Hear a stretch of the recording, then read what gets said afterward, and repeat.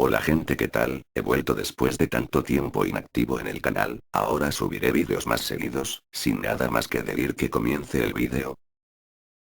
Era un chico de apenas 12 años.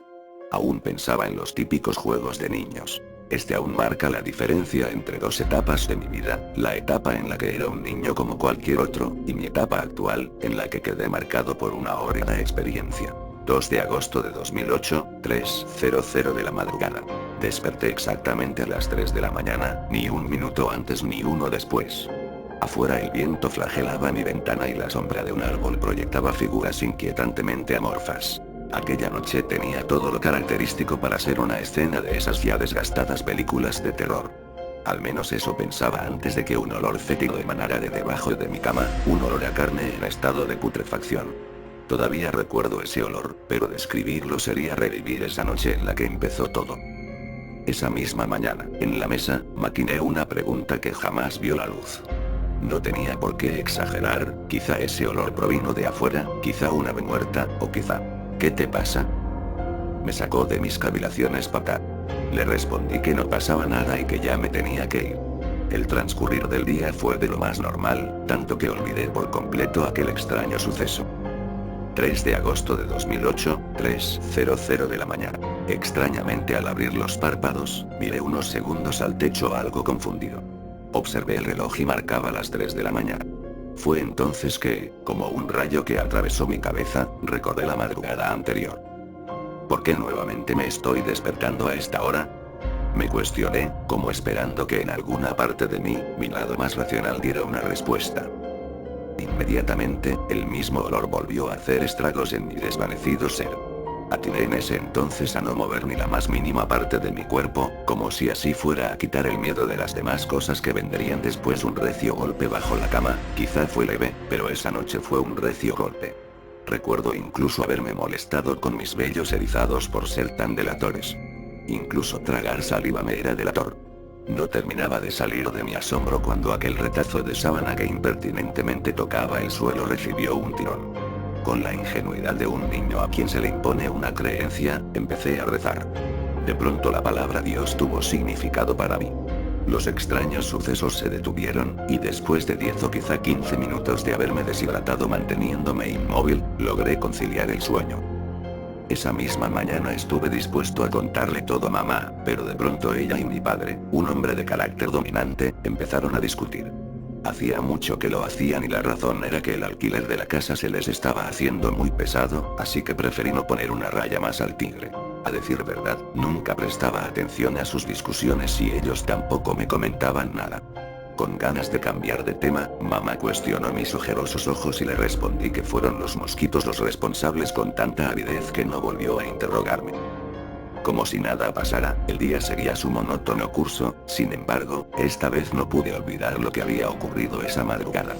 Me sentí solo, desesperado, con la ingenuidad propia de la edad rogaba al sol que no dejara de emitir esa cálida luz, que no dio lugar a espectros. Pero el día en que las cosas fueran como yo quisiese estaba lejos aún. Llegó la noche y con ella el incremento de mis temores. Recuerdo haberme quedado dormido a propósito al lado de mis padres. Mientras veíamos películas, un suspiro delatando mi alivio salió de mi boca. Al menos estaría seguro junto a ellos. 4 de agosto de 2008, 3:00 de la madrugada. Recuerdo haberme quedado mirando con turbación el techo blanco. Detesté pensar en que mi padre fue el que me trajo a la cama. Pero eso ya no importaba, ahora estaba allí, nuevamente en mi habitación. Con desaforado miedo giré mi cabeza hacia el lado izquierdo para ver qué hora marcaba el reloj. Ya lo presagiaba, y lo presagiado se hizo realidad, pues eran las 3 de la madrugada. ¿Qué tenía de especial esta hora, y por qué cosas extrañas empezaban a suceder? No terminaba de cuestionarme, cuando de pronto aquel olor a putrefacción empezó a deambular por toda mi habitación, pero era más intenso debajo de mi cama, y lo supe porque ya antes me había orillado a olfatear. Pronto, las características de una típica película de terror se mostraban ante mis sentidos como puestas en una lista y empezaban a marcarse. Le seguía el turno al aterrador golpeteo proveniente de unos puños desesperados.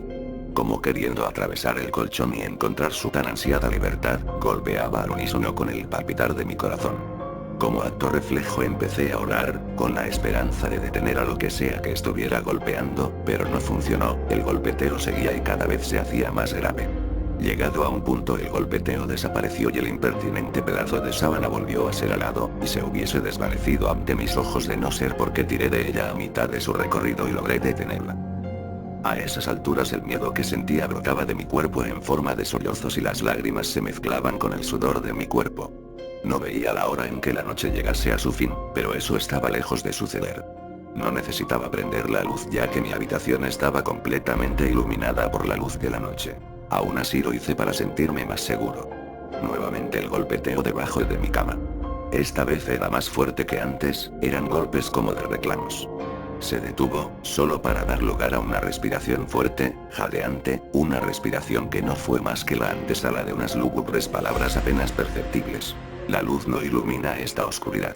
No soporté el terror producido por estas palabras e inmediatamente corrí hacia la habitación de mis padres y me metí entre las sábanas.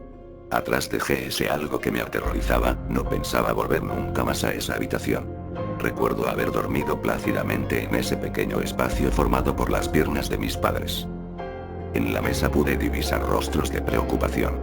Mamá atinó a preguntar: ¿los mosquitos? A lo que afirmé emitiendo un sonido gutural. Papá dio un gran sermón de antesala, solo para decir que nos mudaríamos ese mismo día y que empacara mis cosas. La noticia, contrario a lo que mi padre pensaba, me alegró profundamente e inmediatamente fui a empacar mis cosas.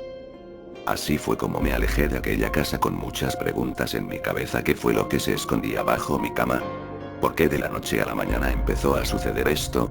No descubriría las respuestas sino años más tarde cuando por la televisión anunciaron un macabro hallazgo en una casa, hallazgo que relataría una deprimente historia plagada de la más grande desdicha humana. Hallaron un cuerpo encerrado en un pobre prospecto de ataúd bajo los cimientos de la casa. Según estudios posteriores, el cuerpo pertenecía a una chica que fue cruelmente torturada por un grupo de desadaptados, quienes, cegados por una estúpida creencia, la ofrecieron como sacrificio a Satán. El cuerpo llevaba 20 años desaparecido y tras él dejó una huella de llanto y dolor por parte de sus familiares. La asesinaron un 2 de agosto. Lo peor fue enterarme por resultados forenses que la causa de muerte fue asfixia. Se me hizo un nudo en la garganta, no había dudas, era ella era la que mostraba sus súplicas dando golpeteos, pidiendo ser rescatada de ese cruel encierro. Eligió un 2 de agosto, fecha de su cumpleaños, para reclamar su tan ansiada libertad. Esa es la historia. Pero ¿por qué nuevamente me estoy despertando a esta hora? Ya han pasado muchos años y ella consiguió su libertad.